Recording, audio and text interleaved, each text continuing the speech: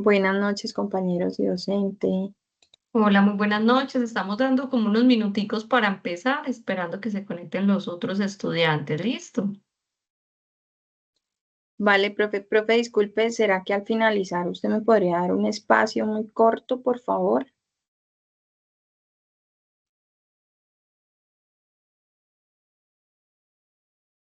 Qué pena tener el micrófono apagado. Que no puede ser justamente después porque yo tengo encuentro con el diplomado a las 7:30, pero igual sacamos el espaciecito, así sea después de que yo termine el encuentro del diplomado. ¿Listo? O sea, me tienes que esperar por ahí media horita más después de que terminemos. Vale, profe, no hay problema. Dale. Profe, buenas noches, ¿cómo está? Hola, muy buenas noches. Al ver que dijo que no tenía el espacio al final, pues yo necesitaba decirle algo respecto a una compañerita que me pidió el favor. Ah, bueno, y Eh, dime. sí, dígame. No, pues si quieres decirme ya adelante todo ahorita. Ah, sí, no, porque no es nada. Que ella le mandó un mensaje, profe, y que para ver si le hacía el favor de respondérselo, porfa. Pero cuando me lo mandó, Dice ella me compartió aquí, pero dice que fue hoy a la 1. bueno, no los debe, todavía no los he respondido, pero dale, voy a tenerlo presente para Ah, revisarlo lo más Ella pronto. se llama Jennifer Valencia Díaz, o yo, para que la tengan en cuenta, me hace el favor. Sí, señora, de una, muchas gracias. Mi profe, hágale muchísimas gracias a usted. Bueno, ahora sí, entonces vamos iniciando. Estoy esperando que se puedan conectar otros estudiantes. Te voy a darles entonces primero a ustedes la bienvenida porque hoy tengo el honor de tener a todos mis estudiantes juntos, pues a todos los cursos, ¿no? Si yo tuviera a todos mis estudiantes juntos en esta sala, yo creo que tendría por ahí 180 personas. Pero sí quise aprovechar porque todo lo que tengo, espérate, yo le contesto aquí a la profe Vanessa que va a entrar. Sí, sas. Todos los cursos que yo tengo son cursos disciplinares, más el diplomado que también tiene que ver con familia, infancia y adolescencia. Entonces, pues los presento a ustedes, entre ustedes. Aquí están los cursos de trabajo social con grupos, trabajo social familiar, los estudiantes de práctica profesional y los estudiantes del diplomado de familia, infancia y adolescencia. Por favor, los estudiantes del diplomado, una vez terminemos este encuentro, igual siguen conmigo a las 7:30 por el link habitual. Este link lo creé debido a que es un link diferente porque pues todos íbamos a estar aquí. Pero por favor, ahorita al terminar a las 7:30 nos encontramos con todos los estudiantes del diplomado.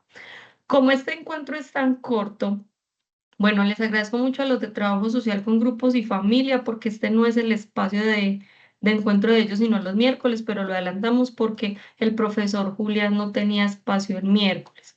Entonces, pues les agradezco a todos por estar acá.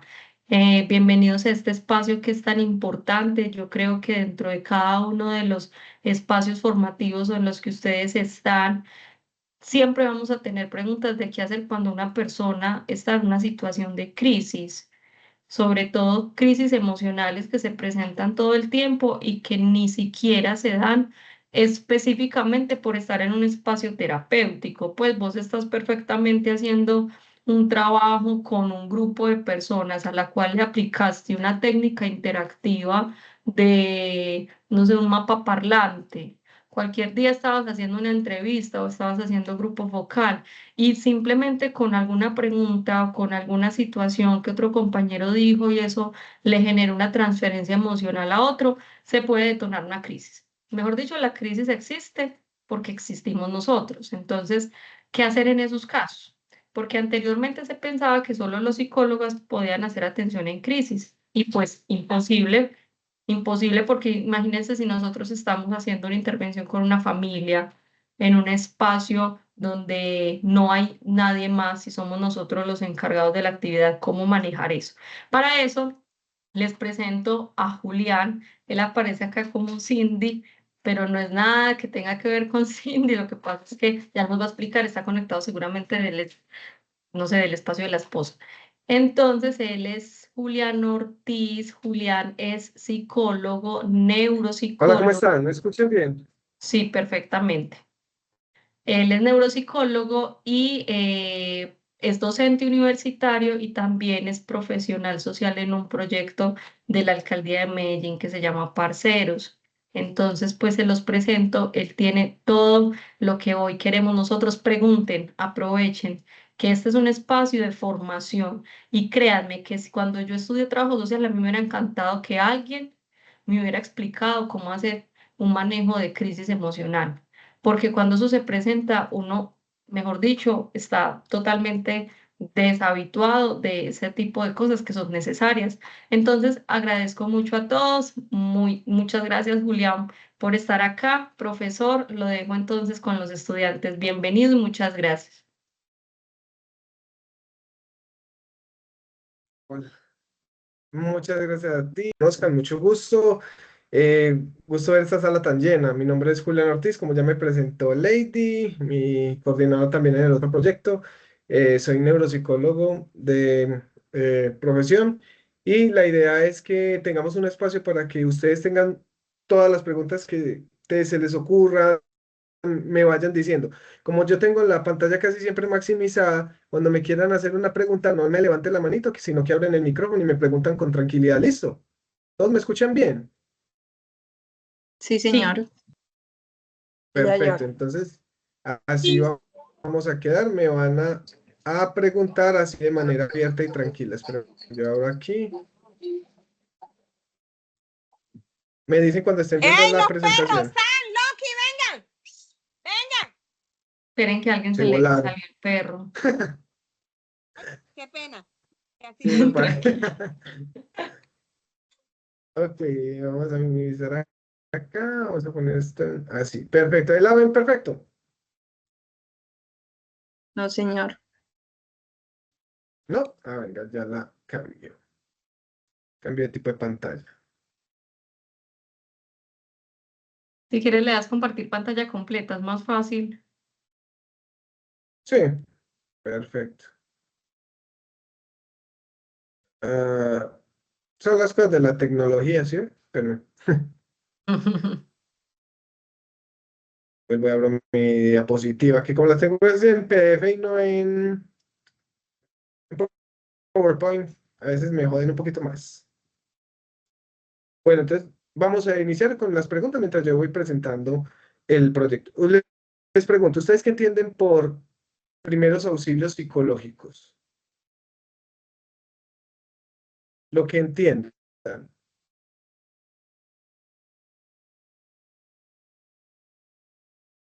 Buenas tardes. Buenas tardes. Pues, profe, yo creo que los primeros auxilios psicológicos es como tratar de, en una mínima ayuda, por decirlo de alguna manera, intervenir cuando una persona lo necesita desde el punto de vista psicológico. Por ejemplo, si alguien está llorando Muy bien, descontroladamente, es una excelente interpretación. hacerle acompañamiento y preguntarle qué le pasa, o simplemente alcanzarle un vaso con agua, o estar simplemente ahí al lado de esa persona. Excelente. Muchas de las cositas que dices son muy acertadas, pero hay que aclarar unas cositas que no es solo el llevar un vasito con agua y ese tipo de cosas, porque tiene unos protocolos. Al igual que los primeros auxilios físicos, la idea es brindar un acompañamiento que sea más orientado hacia manejar una emoción que se desbordó, ¿sí? Entonces, los primeros auxilios físicos también van a tener como unos protocolos. Y este también los tiene, sino que son muy grandes.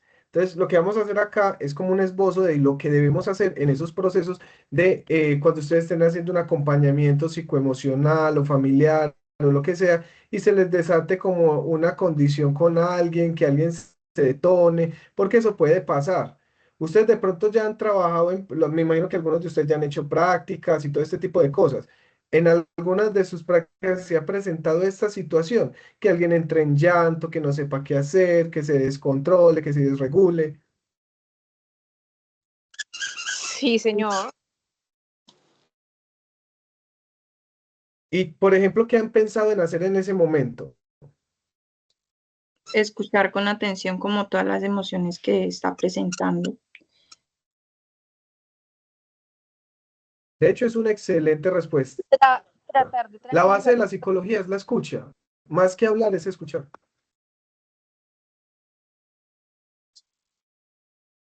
Muy bien, tratar de tranquilizarlo.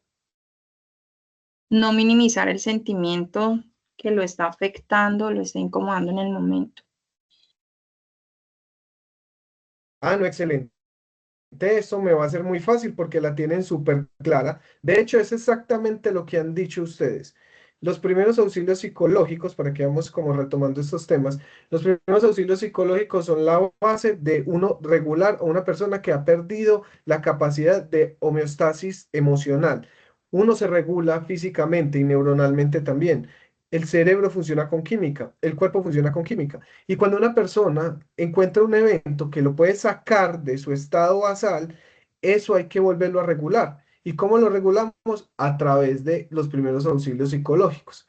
¿De qué se tratan entonces los primeros auxilios psicológicos? Es un grupo de técnicas que vamos a aplicar en un momento específico cuando encontramos que alguien se sale de que alguna situación que hicimos o que está pasando lo saca de su homeostasis para que él vuelva a tener una posibilidad de entender o interpretar el ambiente. Es decir, uno no es capaz de interpretar las situaciones de la misma manera cuando está enojado que cuando está tranquilo. ¿No les ha pasado que ustedes se pelean con los hijos o con algún familiar y dicen, ay, no le debí decir lo que le dije o no debí haber hecho tal cosa? Sí, Esas cosas que pasan porque uno pierde una regulación emocional. Y al perder esa regulación emocional, tienes una gran dificultad para controlar tu pensamiento y tu accionar. Eso mismo le pasa a cualquier persona que se encuentre en un periodo de crisis. ¿Y qué detona una crisis? Cualquier cosa. Cualquier cosa. Es que hay cosas, crisis que se detonan porque le derramó un vaso de agua, porque se le derramó un vaso de vino, porque pasó tal y tal cosa. ¿Por qué le pasó esto a la gente? Porque cada persona es diferente y la interpretación que tienen del mundo es diferente. Al cada persona tener una interpretación diferente y subjetiva de la realidad, ¿eso qué va a generar? Que todos tengamos nuestra propia percepción de que es una cosa grave, grave, grave, no lo es. Entonces, ya me descargó. Permítame, yo lo vuelvo a intentar compartir y ustedes me dicen si esta vez sí se ve. Ventana. Tengo un montón de piel. Me dijo Lady que lo Pues que es más fácil a la veces si lo pantalla completa, compartes. ¿correcto? Exacto. Ah, bueno, perfecto. Aquí está. Y Y ya, Juli, te esta. recomiendo de Ajá. pronto apagar la cámara para que de pronto te funcione mejor el internet. Perfecto. Todos los consejos los sirven. Ya, ahí ustedes me Sí, dicen si está bien. Mejor, ¿me escuchan mejor? sí. señor. Perfecto. Listo. Entonces, como les iba nombrando, entonces los primeros auxilios psicológicos, ya nos saltamos todas estas, veas cómo avanzamos de rápido, ¿sí ven? Entonces, ¿de qué se tratará esto? Siempre vamos a tratar es de entender cómo se regulan las emociones de las personas. Cada persona tiene una interpretación subjetiva de la realidad y eso se basa en el mundo. Eso es lo que hace bellas nuestras carreras, que no son mecánicas. A todo el que se le muere el papá no se le trata de la misma manera. A todo el que tiene una separación amorosa no se le trata de la misma manera. Así como ustedes cuando llegan a una familia no la van a tratar de la misma manera si los integrantes sean cinco mamá, papá, o monoparental y tal cosa, no. Se trabajan diferentes porque cada sujeto es singular. Como cada sujeto es singular, necesita ser escuchado de manera singular. Las necesidades de cada familia, las necesidades de cada persona deben ser tratadas con la particularidad necesaria. Entonces, los primeros auxilios psicológicos son esa primera herramienta que tenemos para intervenir. Y lo más importante de tener en cuenta es que no son para psicólogos, son para cualquier persona que se sienta capacitado, facultado para dar ese acompañamiento. ¿Y cómo se siente uno facultado para ese acompañamiento? Estando en este tipo de charlas dinámicas de aprendizajes en los que ustedes se van formando cada vez más para mejorar sus técnicas. Recuerden que los primeros auxilios psicológicos no son más que una herramienta, una más de las que les ha enseñado Lady y sus otros profesores. Uno variará entre todos ustedes quién usa las herramientas y quién no. Usted puede estar en una casa, herramientas con una caja de, no sé, con taladro y de todo, y no ser capaz de cambiar un bombillo. Y usted no tener sino una sola herramienta con un destornillador de pala y organizar toda la electricidad de su casa. Porque es que las herramientas no son solo las cosas que tenemos, sino las que sabemos implementar en la vida. Entonces espero que esta les sirva bastante. Entonces, ¿para qué sirven los primeros auxilios psicológicos? Lo primero es, lo más importante es reducir la mortalidad en los casos de las crisis emocionales que vienen acompañados de ideas depresivas o conductas autolesivas, ¿sí? Proporcionar un apoyo. ¿Cuáles son las ideas autolesivas? Cualquier idea de hacerse daño a sí mismo, pero no matarse. Por eso van a haber personas que ustedes vean en unas familias que tengan o presenten algo que llama cutting. Cutting es el daño, para los que no saben, autoinfligido con herramientas punzantes o cortantes. Principalmente se lo hacen en las muñecas, pero el cutting se expande a muchas cosas. Hay gente que se corta en la ingle cuando no quiere que sea tan observable cerca de los genitales y esas acciones. Una persona en crisis tiende mucho a hacerse esas actividades autolesivas. Entonces, si identificamos que una persona tiene estas conductas y además se encuentra en una crisis, vamos a reducir la mortalidad y el daño físico. Proporcionar un apoyo para que el otro sienta ese acompañamiento y permitirle esa regularidad de neurotransmisores, como que vuelva a la homeostasis y poder llevar a un acompañamiento de un tercero, porque nosotros en los primeros auxilios psicológicos no atendemos como si fuera una consulta. No es una atención clínica, es un acompañamiento que le va a permitir regularse para que después pueda ser atendido por el profesional competente del caso. ¿Listo? ¿Qué técnicas podemos implementar?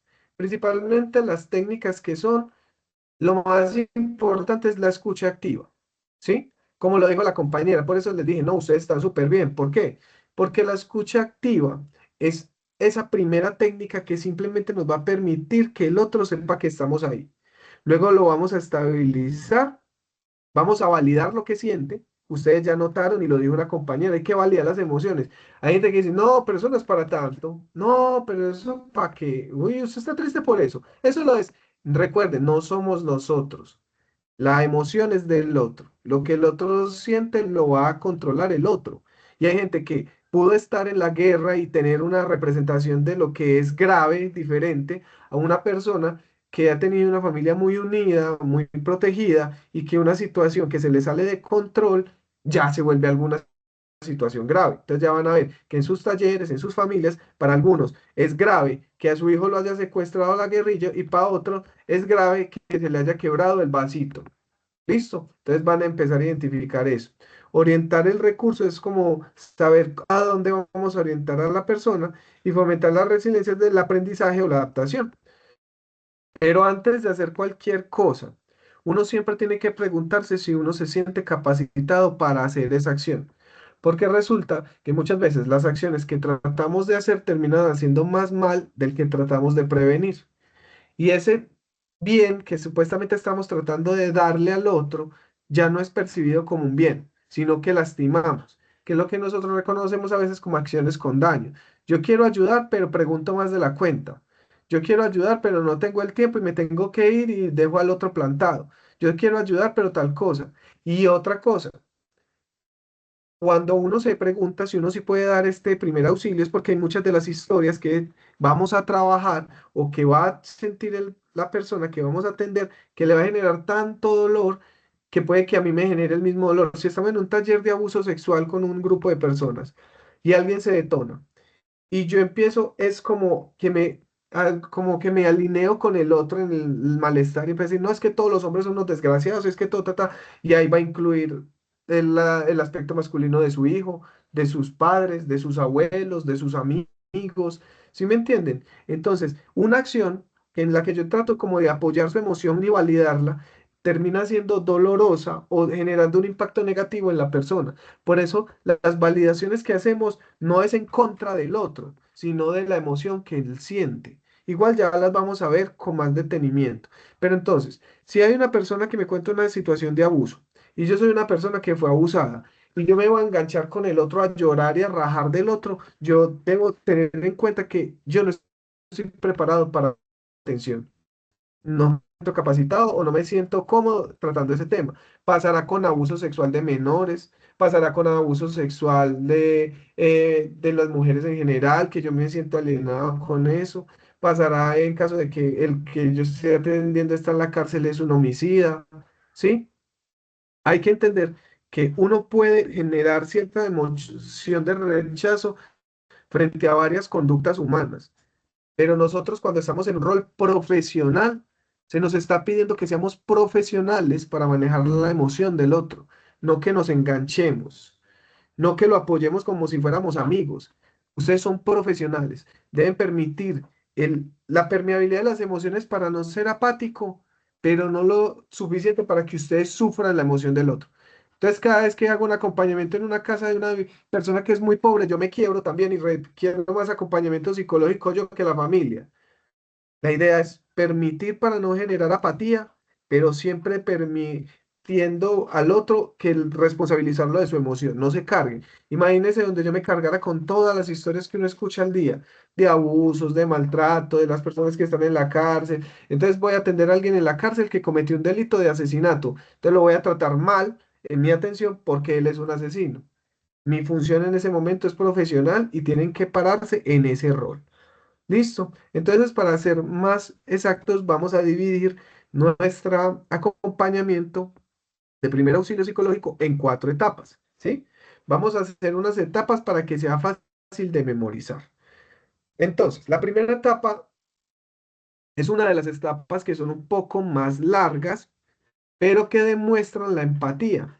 Y la primera etapa va a ser la escucha, ¿sí? ¿Qué es lo que necesita una persona que necesita ser escuchada?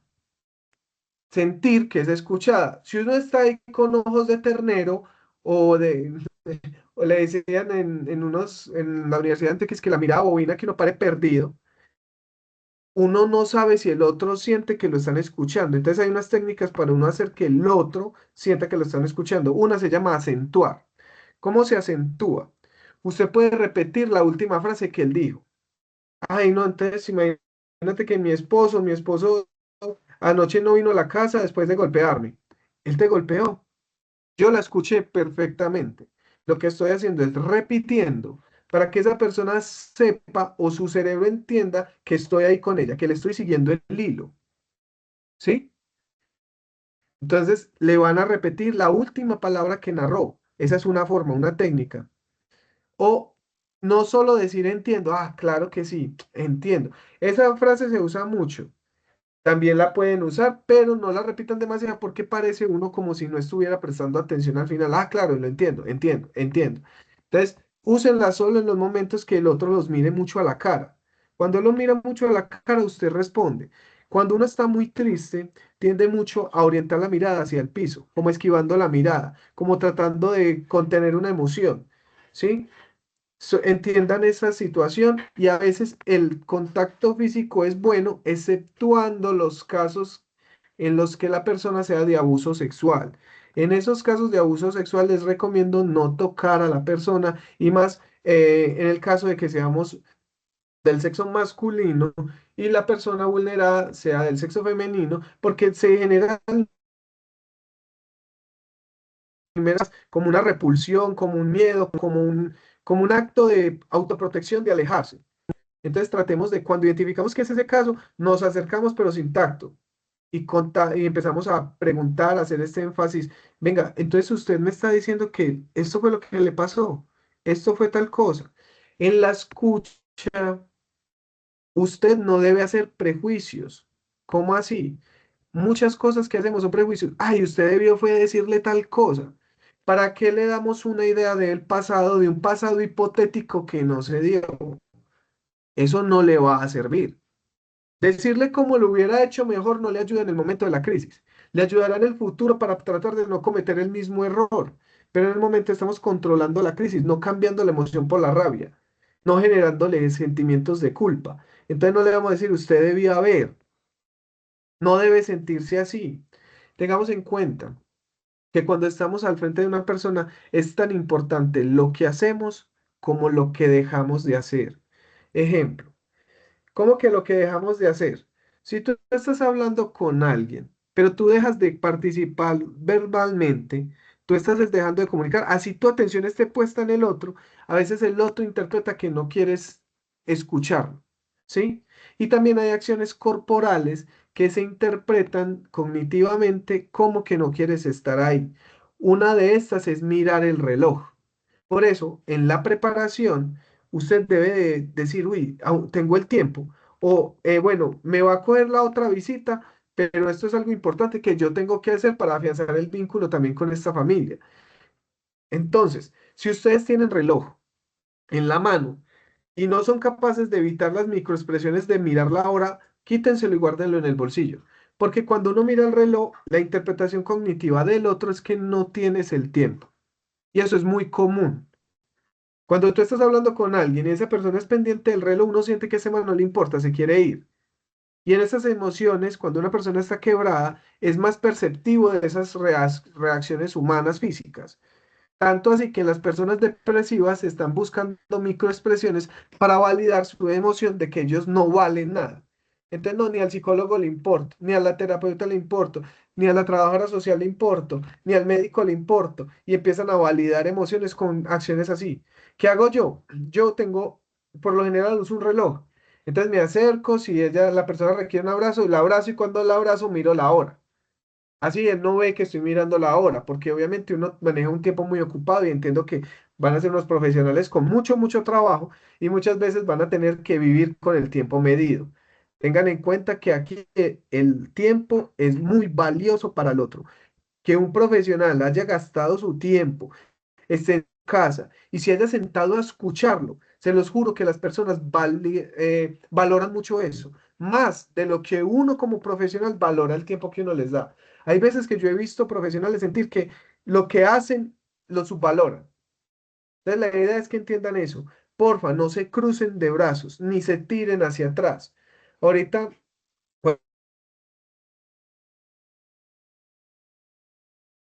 cuando una persona cruza los brazos y se va para atrás como de una especie de silla que se reclina. Cuando uno quiere mostrar interés, se tiende más a sentar en el borde de la silla y más cerca a la persona a la que está tratando. ¿Sí? ¿Para qué? Para que el otro sienta como esa proximidad sin invadir espacios personales. ¿Sí? Siempre pregunte, ¿cómo se encuentra la persona afectada? ¿Cómo te encuentras? Valida la emoción.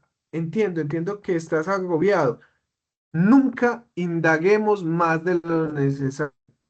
Si hablando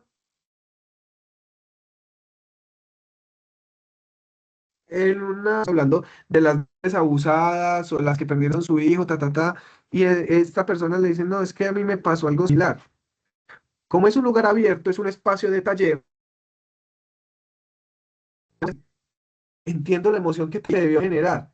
Si quieres, ahorita sacamos un espacio para que lo compartamos de una manera más privada. No, lo quiero compartir con todas. Perfecto. Pero si la persona te empieza a confiar algo, me abusaron, me tocaron, me pasó, nunca preguntes quién, dónde, cómo o por qué. Porque eso ya es una causal de que usted sea un testigo de un reporte. Usted está acompañando la emoción, no generando un recuerdo vívido. Y si tú le empiezas a preguntar, ay, ¿cómo así? ¿Dónde estabas? ¿Y con quién? ¿Y a qué horas fue? Tú le estás dando todos los detalles a su cerebro para que se vaya a trabajar con los recuerdos y alimente ese recuerdo y el recuerdo se vuelva doloroso. Por eso cuando estamos en talleres grupales que manejamos en procesos con psicólogos, que nos ha pasado también a nosotros, tratamos de que esos eventos que uno sabe que se van a desatar, se desaten si hay una persona que lo puede contener. Si estoy yo sola o solo y estoy en un taller de 10 personas, 20 personas y empieza a tocar temas sensibles y yo veo que la gente se me está quebrando, se te puede llegar a salir de control. Entonces, contener a una persona es posible, pero tendrás que abandonar a todos los demás del taller. ¿Lo comprenden? Entonces es importante que ustedes siempre hagan una lectura de su entorno, de lo que van a trabajar, de las fibras que se pueden tocar. Estoy en la casa, en el hogar, y estoy tocando temas sensibles. Es importante que sepamos que el vulnerador no está ahí, ¿sí me entienden? Para que ese detalle no se vaya a exacerbar. Entonces, voy a empezar con el primera etapa, me pongo en esa posición, ya me evalué, estoy dispuesto, tengo el tiempo, voy a dar lo mejor, le reafirmo que lo estoy escuchando, le acentúo, le digo las palabras las últimas palabras de la oración, pregunto, así sea lo mismo que me dijo, y entonces su hija se encuentra bien, entonces usted está bien, entonces ta. Usted me dijo que esto le pasó así, comprendo su malestar. ¿Qué va a pasar? ¿Qué debo seguir haciendo? Ser flexible, tratar de vincularte. Si la persona tú ya tiene afinidad contigo, le pongo una mano en la espalda, me le acerco. Hay personas que les gustan los abrazos y gente que no los desea. Tú, yo a nivel profesional o tú como profesional debes preguntar. Te lo recomiendo a nivel personal, es pregúntalo en voz alta. ¿Deseas que te brinde un abrazo? Porque hay gente que no le gusta y eso se vuelve invasivo. Y la autorización verbal del otro para un contacto físico en nosotros, en los psicólogos y en los profesionales que a veces acompañamos casos que tienen que ver con fiscalía, es muy importante tener la aprobación verbal del otro. Entonces preguntamos así suene raro. Listo. Entonces, mirar el reloj al frente del otro mientras nos mira. Y recostarnos en la silla como dándonos de que nos está narrando la historia. Cruzarnos de brazos. ¿Listo? Esos son como los más fáciles. Recordemos, no negar usted debía hacer. No vivamos en un pasado hipotético que nunca será. Ahora tiene un angelito que lo cuida. Diosito la va a cuidar. Y no le den información falsa. No le diga, usted va a estar bien, todo va a salir bien. Apenas te estén narrando la historia de una persona con cáncer y la persona se quiebra porque tiene una situación emocional, va a salir muy bien. Dios sabe cómo hacer las cosas y yo sé que lo va a curar. No demos esperanzas falsas a las personas si no sabemos cómo es la situación. Tampoco sabemos que esa persona depresiva que estamos atendiendo en ese momento se regule, pero mañana no se quite la vida. Lamentablemente he tenido el infortunio de atender casos en los que pensé que todo había salido bien. Meses después, la persona saltó de un quinto piso. No simplemente porque le brindamos el mejor apoyo más profesional con toda la práctica y técnica, es una garantía que el otro va a salir de su estado depresivo, su emoción desbordada y va a tomar una decisión inteligente. Listo. Entonces, esa es la primera etapa. ¿Qué vamos a hacer con la segunda? En la primera ya te pusiste en una posición de regular, de mostrar tu acompañamiento. El otro ya va a sentir como esa compañía, esa cercanía y que tiene a alguien. La segunda, esta, es la mejor etapa para regular emociones. Resulta que algunos se acuerda cuando peleó con un hijo, un primo, el novio lo saca de quicio, ¿cómo se pone? ¿No han sentido que les da calor? Sí, Y para saber que me están escuchando.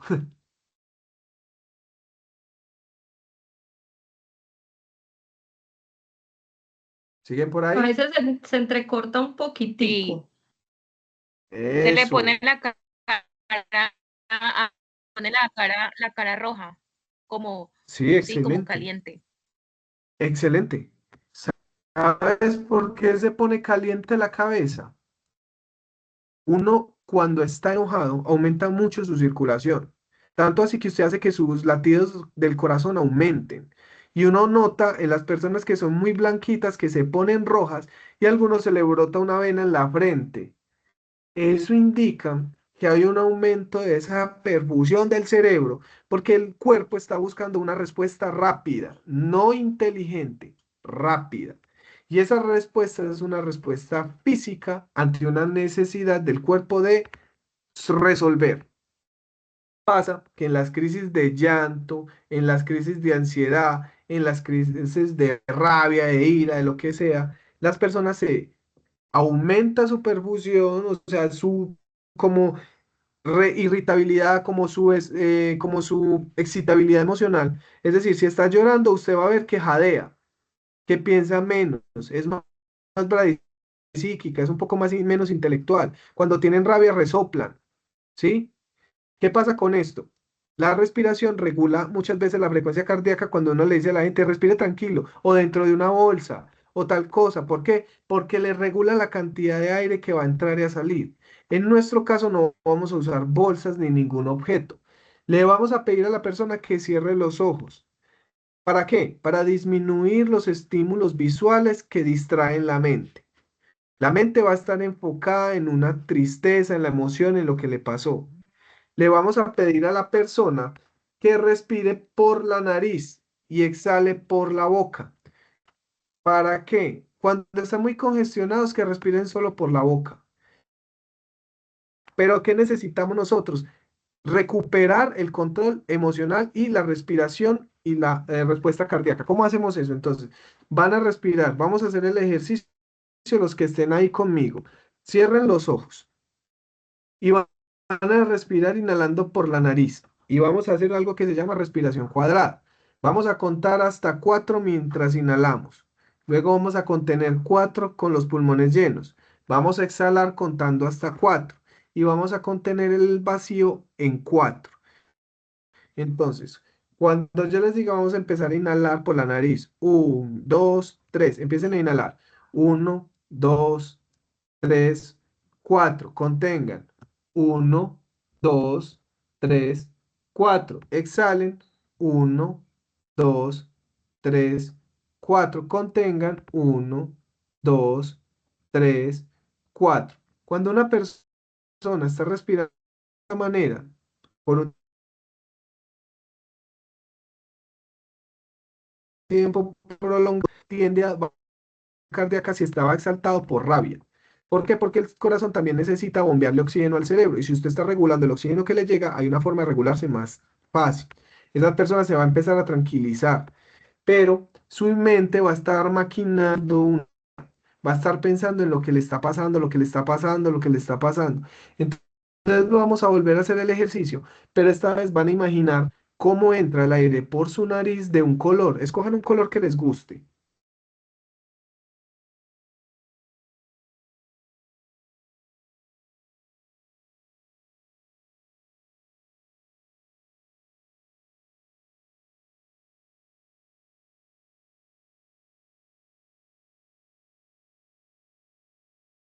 Ay, yo no Jalan escucho. por la boca. Se fue Por- la... Es que se escucha como tampoco entrecortado. Profe, no logramos escucharlo. Sí, en este momento se le fue como el internet. Sí. Ha tenido como algunas fallas, pero en este Lo momento escuchamos hasta donde dijo el color, que pensamos el color. esperemos que Perfecto, tampoco. Listo, perfecto. Me voy a mover a un lugar de pronto donde tenga mejor señal y me dicen, ¿me escuchan igual mejor? Ahí ¿Me te escuchan igual o escuchamos mejor? bien. Escuchamos, profe. Perfecto. No se preocupen. Entonces vamos a retomar desde la parte en la que me estaban escuchando con la respiración. Entonces, con el color, ¿correcto? Retomamos Sí. desde el color. Sí, señor. Listo. Entonces, inhalan imaginándose un color y van a exhalar imaginándose otro color. Los colores son para cargar el cerebro. El cerebro tiene una máxima carga. Es decir, si yo le pido a usted que me haga el almuerzo, o le pido mejor que vaya manejando el carro y le pido una ecuación diferencial y luego le digo que me preste atención en una historia que le va a contar de Gabriel García Márquez y luego me va a hacer un resumen mientras no se le olvide hacerme la ecuación diferencial. Su cerebro se sobresatura y alguna de las tareas le va a quedar mal hecha. O se chocan el carro y los mata a los dos, o la ecuación no le da el resultado, o no me puso atención en la historia. El cerebro, uno dice, no, es que las mujeres pueden hacer muchas más cosas. Eso es relativo, no se trata de sexo, sino de práctica, de cuántas cosas tratamos de hacer al tiempo, pero muchas veces esas cosas que hacemos, solo una tiene nuestro potencial cerebral y el resto usan otro poquito, ¿sí? Entonces, ¿qué estamos haciendo con la historia de imaginar el color? Cargarle el cerebro de información, que el otro no pueda imaginar o pensar en lo que le está pasando. Por eso le vamos a hacer muchos detalles. Entonces vamos a imaginar, vamos a cerrar los ojos, vamos a inhalar por la nariz y van a ir imaginando esos colores, cómo entra por la nariz el color y cómo sale por la boca de otro color. Inhalen por la nariz, imagínense cómo entra a sus pulmones, cómo va cambiando de color ese aire y luego va saliendo por la boca. Entonces vamos a inhalar en 1, 2, 3, 4. Sostenemos 1, 2, 3, 4. Exhalamos 1, 2, 3, 4. Imaginen todo el tiempo el aire.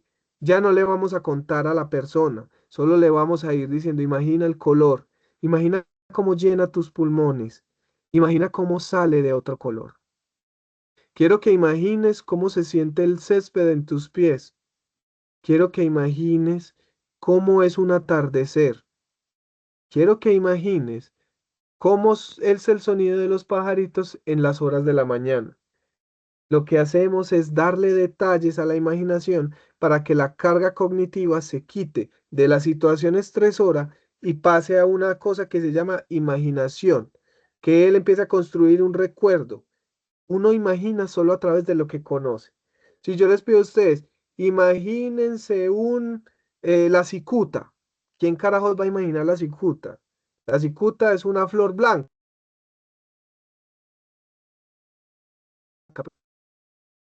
Cosas generales, ¿sí? Ya después de hacer esto, lo pueden hacer durante 1 minuto, 2 minutos. Miren que al principio, la primera etapa duró 10 a 20, pero la siguiente dura 1 o 2. La persona, ustedes van a empezar a volverla a traer aquí, en el aquí y a la hora, cuando vean que la venita se desbrota, cuando vean que la persona ya solloza cuando llora, en vez de estar hiperventilándose, sino que solloza como, que hacen así como un sollocito, cuando ya están más regulados, cuando dejan de temblar. Miren las manos y mucha gente cuando está en crisis le tiemblan las manos, miren las manos. Cuando deje de temblar, la recuperas y cuando la recuperes, su mente va a tratar de volver a pensar en el problema, pero ya la tienes regulada. Entonces le vas a decir, dime a qué persona puedo llamar o ponerme en contacto que sientas que te puede hacer compañía en este momento. Necesitamos que su cerebro trabaje para pensar la mejor persona. Nosotros no nos podemos quedar con él acompañándole en una emoción 2 horas, pero sí podemos encontrar una persona que se convierta en esa red de apoyo. Entonces, ¿qué vamos a hacer? Vamos a buscar que nos diga un teléfono, una persona, alguien que nos pueda como brindar ese acompañamiento y le decimos, vamos a ponernos en contacto con ellos para que te acompañe eso. En los casos que sea ideación suicida o pensamientos autolesivos, nunca dejamos a la persona sola. Siempre la dejamos en compañía de un familiar o un otro. Nunca solos, porque en esos momentos de soledad tienden a lastimarse. ¿Sí? Entonces, si es ese caso, no lo dejamos solo. Llamamos a alguien que le sea de ayuda. Es una persona que vive muy sola, que no sé qué, una escuchadera. No, es que es una persona que es por abuso sexual. La mandamos para el centro de salud, al servicio de urgencias si no ha reportado el caso, para que ella pueda tramitar eso a través del sistema de salud. Listo, ven que los tipsitos no son tan complejos. Son las acciones, entonces la etapa 3 son esas acciones que debemos tomar, que ya cuando la persona está regulada, va a tener una mejor percepción de la situación y puede tomar mejores decisiones. Ya le podemos decir cómo te ayudo, qué crees que podemos hacer, a quién puedo llamar, qué cositas vamos a hacer, qué te preocupa ahora, qué sientes que necesitas, cómo te puedo ayudar. Nunca decir, antes que nada, lo que yo creo que es importante, usted debe hacer tal. Dejemos que el otro también valide eso, ya que vamos a hacer tal, tal, tal. Esta respiración, se los juro que les va a servir mucho hasta con sus hijos, o con sus amigos, o con su pareja. Es que mi pareja me saca de quicio. Respire un momentico, piense la situación y respóndale. No es para que lo valide, lo puede seguir regañando o haciendo lo que quiera, pero cuando regañas con la cabeza fría, eres más inteligente para dar una respuesta y a veces es una respuesta más acertada que no va a terminar en daños, en peleas, en conflictos a veces graves. Listo. En la etapa 4, derivación a las redes de apoyo. ¿Cómo así? Si es una ideación suicida, a los centros de escucha, igual ustedes van a conocer muchas herramientas a las cuales pueden acceder, que son gratuitas, que le pueden servir a las personas. a los que van a terminar derivándole la mayoría de los acompañamientos. Una crisis emocional puede terminar en un escuchadero, en un centro de escucha, en un centro integral de familia, una crisis, por ejemplo, de que una pelea, una ruptura con la pareja, eso puede ser simplemente regulada ahí, la persona le va a dar tiempo para contactar al amigo, el amigo se va a quedar haciéndole la terapia del amigo que es rajar del otro, pero la idea es que ustedes lo dejen con alguien regulado, ¿sí? Entonces, ¿a qué situación vamos a derivar? ¿A qué entidad vamos a derivar? Ustedes ya van a ser unos profesionales excelentes y la idea es que tengan muchas herramientas, como les dije, que les permitan que sus derivaciones sean más acertadas. No dejar a la persona sola, eso ya lo hablamos. ¿A qué personas no dejamos solas?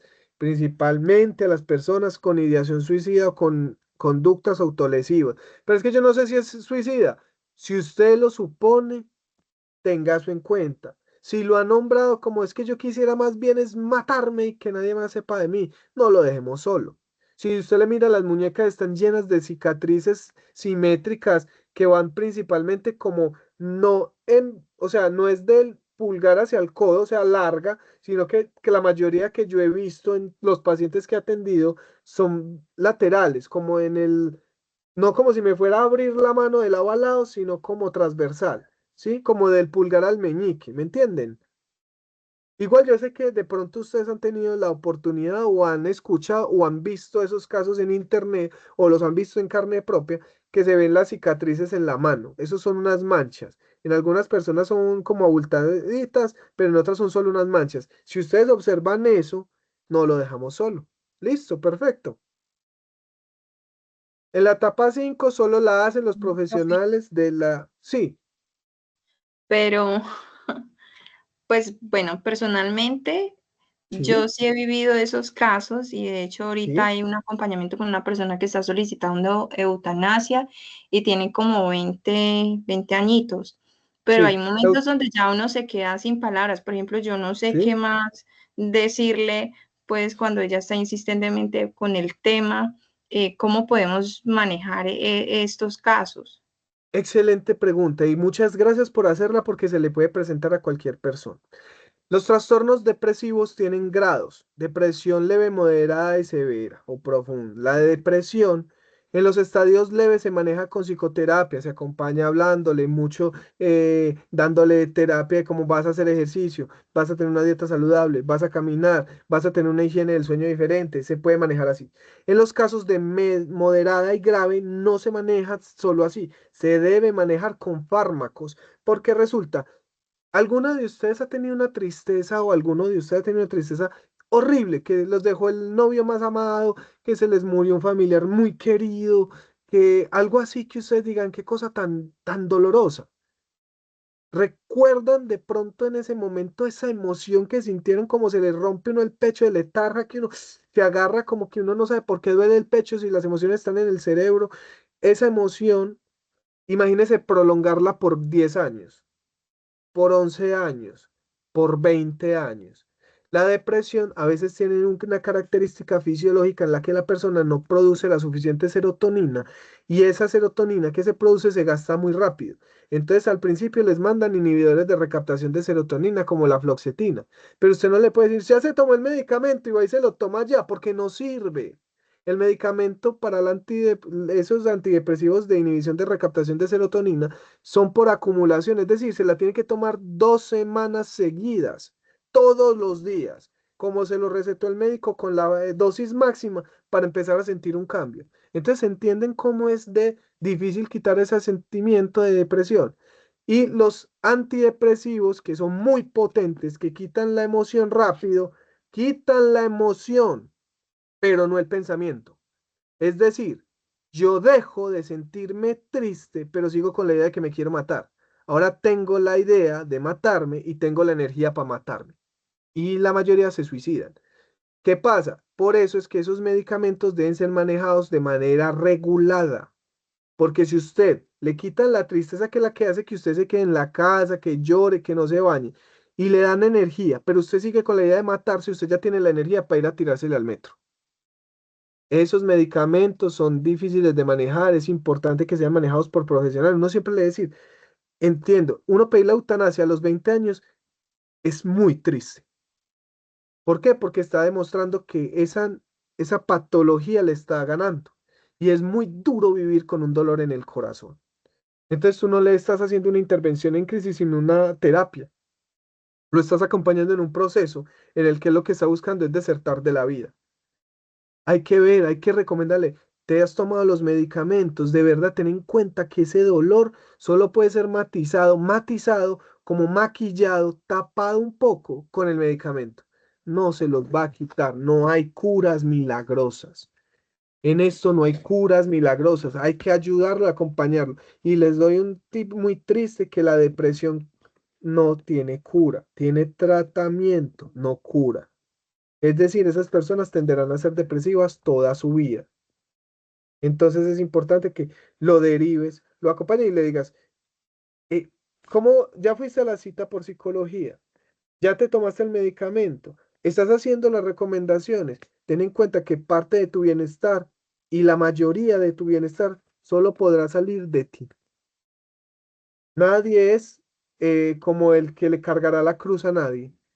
Por Ay, más que psicólogo, sí, es que quiero hacer un aporte aquí porque, pues, primero me parece súper, me cayó esta charla de perlas, porque en esos momentos estoy viviendo una situación muy difícil con mi tía, que ella tiene sí, problemas de ansiedad y depresión, pero ella sí, es, lo que usted dice, ella es medicada con psiquiatría, ¿no? Y sí, psicología, pero ella ha tenido problemas, ataques de quererse suicidar, y es más, se le ha tirado sí. a un carro ahorita como hace que por ahí 20 días, pero resulta que como ella queda sola, porque yo trabajo, mi mamá trabaja, ella queda sola, digamos, de 7 de la mañana a 12. Y en el transcurso de esas horas nos han contado porque nos llaman y nos dicen. Pero en esos momentos no sabía lo que usted estaba diciendo, que a veces yo le digo a ella como que tomes el medicamento, pero pues en el momento no le va a servir, sino que ella tiene que tener un tratamiento. Ya lleva años con ese problema de depresión y de ansiedad, pero últimamente la vemos peor. Entonces me está sirviendo mucho lo que usted está diciendo, lo de que ella respire, porque ella a veces le da ese ataque que ella se pone a llorar y no sabe qué Sí. hacer, ella se mueve, mueve un pie, mueve un brazo, y ella dice que no sabe qué hacer. Bueno, entonces, pues quería preguntarle si yo con ella puedo hacer eso de la respiración, lo que usted Por nos está supuesto. explicando. Lo que tiene tu tía se llama trastorno mixto. El trastorno mixto es la combinación de la ansiedad con la depresión. Las crisis Mm, de ansiedad tienen la característica que se parecen mucho a un ataque cardíaco. La gente empieza con sudoración, empieza a respirar rápido, se manda la mano al pecho, siente que les va a dar un infarto. Empiezan con muchas respuestas físicas que parecen como si fuera un infarto, pero las llevan a urgencias y no tiene un infarto. Es una falla en la regulación de muchas cosas, pero lo que tienes que hacer es eso. La respiración le va a ayudar un montón. Los medicamentos no funcionan si no son así constantes. Y lo más importante de todo, recuerden que uno no carga la cruz del otro. El otro nació o se desató una enfermedad mental que no tiene cura y que él es el único que puede ponerle un manejo. Las situaciones se van a desbordar y muchas veces uno va a sentirse culpable de las acciones que el otro tome. Por favor, tengan en mente esto y métanselo en la cabeza. Nadie mueve los brazos de nadie. Quien decide atentar contra su vida tomó una decisión sobre sí mismo y yo no soy responsable de esa acción en contra de su propia vida. ¿Sí? Porque uno se empieza a cargar, yo debí hacer, yo qué debí decir, qué debí. Uno puede haber hecho cosas diferentes, pero en ese futuro hipotético, en ese cambio de cosas que si usted hubiera hecho, usted no tiene la certeza de que hubiera salido mejor. Usted lo único que tiene que entender es que usted da lo mejor, espera lo mejor, pero es el otro el que tiene que tomar las herramientas de su vida y las riendas de la misma. Lo que hacemos en primeros auxilios psicológicos es tratar de volver a que agarre las riendas del caballo, pero no sabemos él a dónde va a orientar ese caballo. Acompañamos, los sentimos con ellos, pero no nos vinculamos a la emoción. ¿Qué pasa con la tía? Las recomendaciones, ¿sí? Y si estás haciendo ejercicio, si estás comiendo fruta, el ejercicio, ¿por qué? Porque mejora la circulación. Y al mejorar la circulación y la respiración tiende a tener menos episodios depresivos. La alimentación. Un cuerpo que está mal alimentado, recuerde que todo lo que es usted, usted también es su alimentación. Una persona que solo se alimenta de fritos y de cosas así tiende a tener un estado de salud general, incluso el mental, más afectado, ¿sí? Pueden enseñarles que vayan a meditación y otras técnicas, pero lo más importante es, recuerden, tratamos de ayudar y Profe, trabajamos con lo que hay. Sí, señorita. buenas noches para todos y todas, profe, también. No, pues que yo quería como de pronto recordar un poquito que hay una línea, por ejemplo, en Bogotá, que es la 106, pero sé que en diferentes partes del país, que es una línea de salud mental, que es absolutamente gratuita. Yo de hecho, digamos que llamo a cualquier hora y me contestan y me ayudan un montón. Incluso en Bogotá hicieron una que es solamente de hombres para hombres, como para prevenir el tema de feminicidio, se llama la línea Calma, que qué chévere ahorita que estamos trabajando o estamos estudiando este proceso de trabajo social, nos pueda para implementar en otras partes, para ponerla como propuesta en distintas alcaldías o en distintos territorios, porque sí ayuda un montón. Yo no solo he utilizado estos mecanismos, sino que he mandado a hombres, amigos, a personas y es súper teso. Y también otra parte chévere, profe, es que ese tema de las crisis también es muy importante como mirar, asegurar que la persona no esté cerca de una ventana, como tratar de orientarla a que no tome medidas extremas cuando uno está y como asegurar mucho alrededor donde se la pasa. Yo tuve un tema con mi hijo muy importante, él tiene bipolaridad afectiva, tiene esquizofrenia, tiene depresión y eso hace que consuma sustancias y ha sido un proceso muy difícil con él, que no se medica porque pues no se deja, que me ha tocado internarlo en varias oportunidades y el manejo de todo lo que usted decía, la respiración, de poder asegurar, de no dejarlo solo, de entenderlo, digamos, en su diversidad y en su proceso. Me ha ayudado también a mí porque una persona que sufre de enfermedades mentales y que adicional consume sustancias, no solamente afecta su vida, sino que el riesgo para nosotros los que estamos detrás, los que somos el soporte, es muy, muy difícil y no, pues agradecerle también porque adicional de lo que uno vive diariamente con su familia o interno, pues para ella es un secreto que el tema incluso de trabajar, de hacer prácticas, de todo lo que uno se puede encontrar en su momento. Y cuando la profe mandó esta invitación, yo estaba feliz porque realmente he pasado por amores y desamores en este proceso. He estado, pero además hay una compañera que está sufriendo de acoso laboral y la he recogido con casi la mata un taxi en estos días y antes me gritaba que por qué no la había dejado coger del taxi. O sea, me he enfrentado a un poco de cosas que no sé por dónde me va a llevar Dios en estos días, pero sí, respirar ha sido como mi gran salida y esa línea salvavidas que se la recomiendo que ojalá puedan mirar en los distintos territorios cuál es, porque de verdad es fundamental. Muchas gracias. Claro que sí. No, antes muchas gracias a ti por compartir. No les puedo robar más tiempito porque la profe sí me fue muy... la profe Lady tiene ustedes otra charla con ella, pero aquí existe la línea amiga y es 444-4448. Medellín la maneja con puros 4 y un 8. O sea, lo fácil es que no hay forma de perderse. Puros 4 y un 8. Si la línea está activa, recuerden que esos también son contratos de... eh, ¿me escuchan bien? Me salió un... Sí. Ah, bueno, Sí, esa línea, señor. hasta donde tengo entendido, sigue activa. Ya Lady, que es más profesional en esos campos, siempre tendrá como esa oportunidad y recuerden, los pueden derivar también a los servicios de urgencias. Si es una idea activa, una idea de suicidio activa, es decir, si él tiene un plan de cómo quitarse la vida, en cualquier momento lo puedes derivar al servicio de urgencias y lo van a atender. Bueno, Muchas gracias. muchísimas gracias a ti. Creo que aprendí, pues creo, no estoy segura que aprendimos demasiado. Yo aprendo siempre que te escucho. Creo que para todos esto fue fundamental, porque nosotros no solamente trabajamos en acciones sociales, sino que también actuamos en acciones individuales. Y ese tipo de cosas a veces pues siento como que no son tan exploradas en general en las ciencias sociales y humanas. Entonces te agradezco muchísimo, espero que nos puedas acompañar después en otro encuentro y bueno, este encuentro queda grabado para todos, les agradezco mucho a todos por haberse presentado. Terminamos entonces y estoy entonces atenta después a lo que necesiten por bandeja de entrada. Que estén muy bien. Chao. Profe, mil Muchas gracias. gracias a Muy, ustedes. Igualmente. muy chévere la clase. Qué bueno. Muchas gracias a Muy ustedes por haber enriquecedor, estado. muchas gracias. Qué bueno que les gustó. Que estén muy bien. Feliz noche. Dios los bendiga. Gracias, profe.